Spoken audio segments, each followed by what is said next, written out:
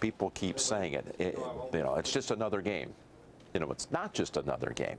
It's the dream of so many sportscasters. A kick return last week, a punt return today, 76 yards and a touchdown. To call football on Sundays, but this year Phil Simms and Jim Nantz of CBS Sports get to do more than that.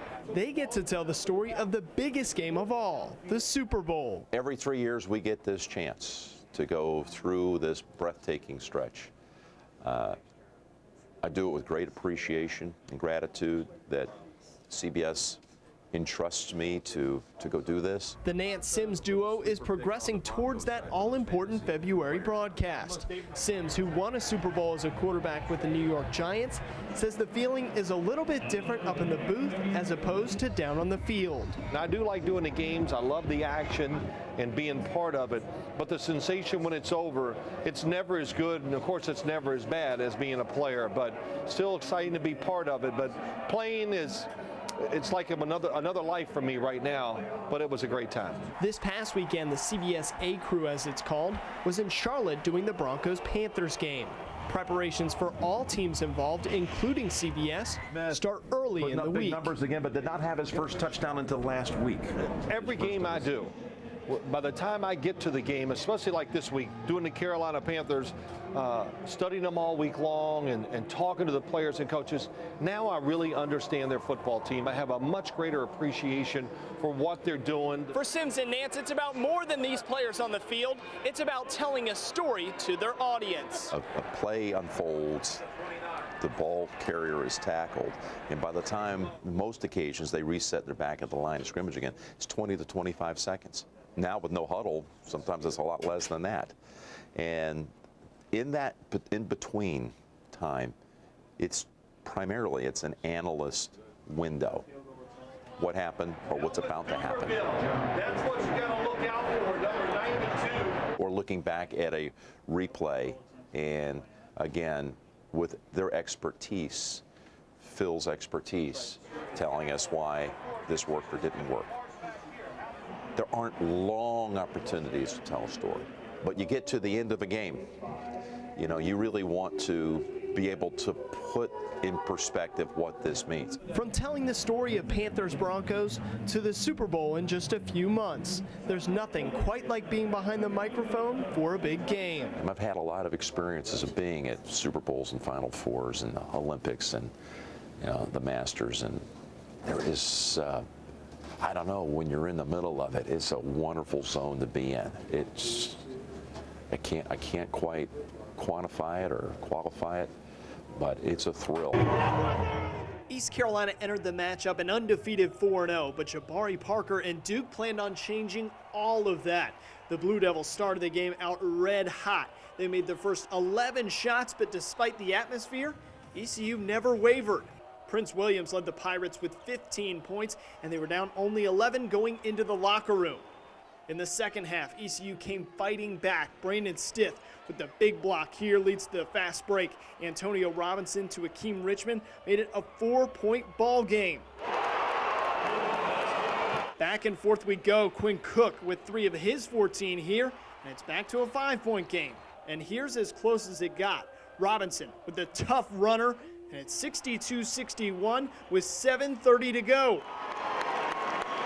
But Duke was just too much. Parker goes coast to coast and throws it down. Duke pulls away late to win 83-74.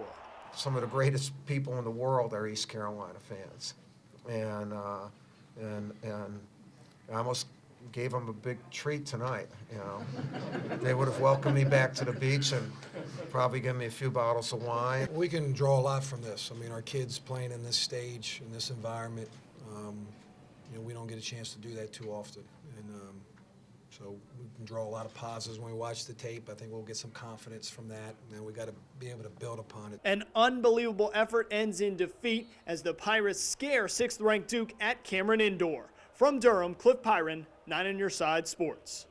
What a day for Pirate Nation. East Carolina comes into Kenan Stadium and knocks off the heels for the first time since 1975, and they put on an absolute show. Over 600 total yards on offense. Shane Carden and Vitavius Cooper leading that offense on a special day in Chapel Hill.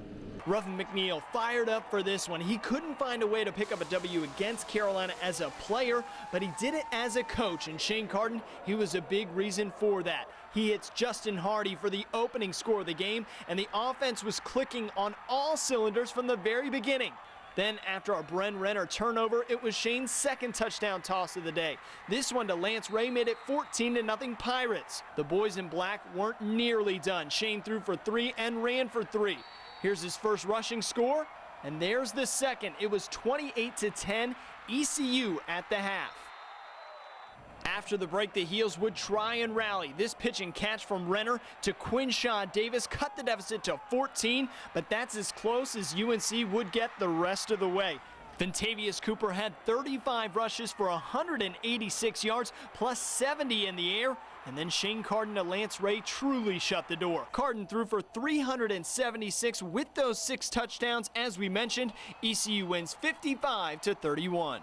It was great to get the win today. It was been a long 2 weeks for our group. Virginia Tech lost. We took it very hard as a football team after the game. I said that was the toughest locker room I've been a part of, and but I was proud of our team. That's a happy locker room there.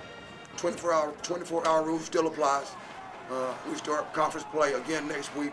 We know that. And I guess my mind goes to after the game, so I'm thinking about film and breakdown on next week's opponent. But this is a big win, and again, for the players. And that's, if you know me by now, it's about the kids. This is part of history. You know, we haven't won up here in 30, 40-something years, and just to be a part of that team is just an amazing feeling.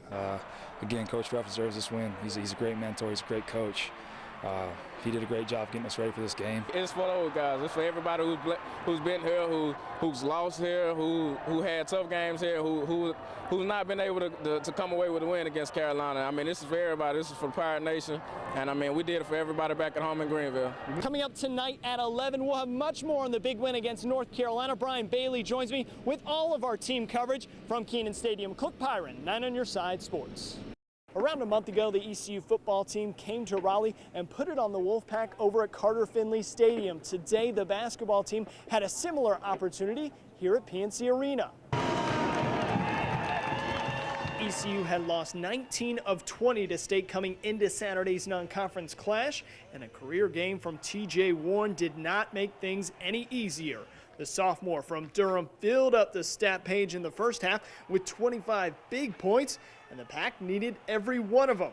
A Brandon Stith dunk followed by a Paris Roberts-Campbell 3-ball made it 35-27 Pirates. The Pack's defense inside changed this game.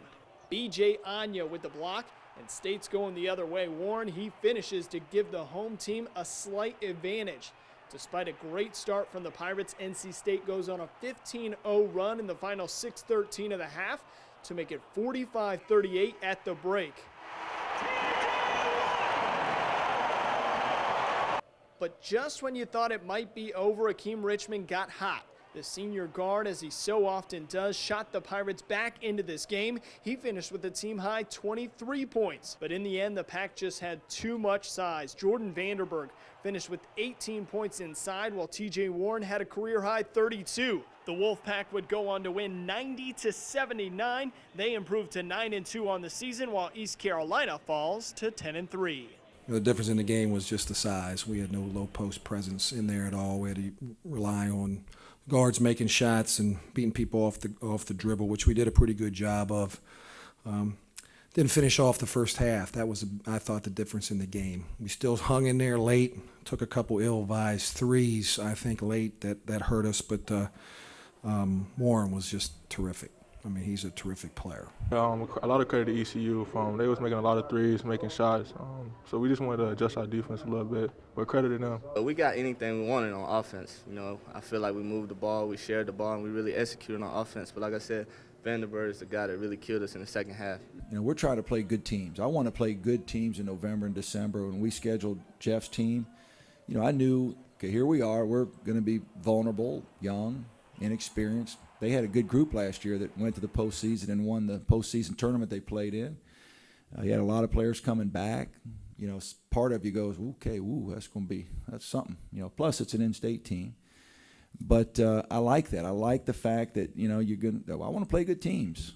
With the loss, ECU falls to 0-57 on the road against ACC basketball competition. In Raleigh, Cliff Pyron, 9 on your side Sports.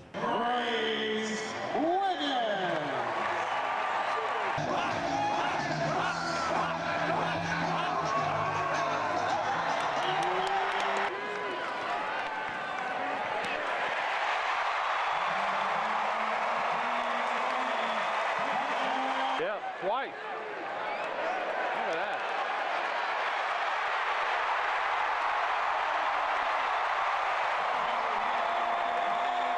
I'm Josh Smith, and my left fearless moment was the West Virginia game in 2000.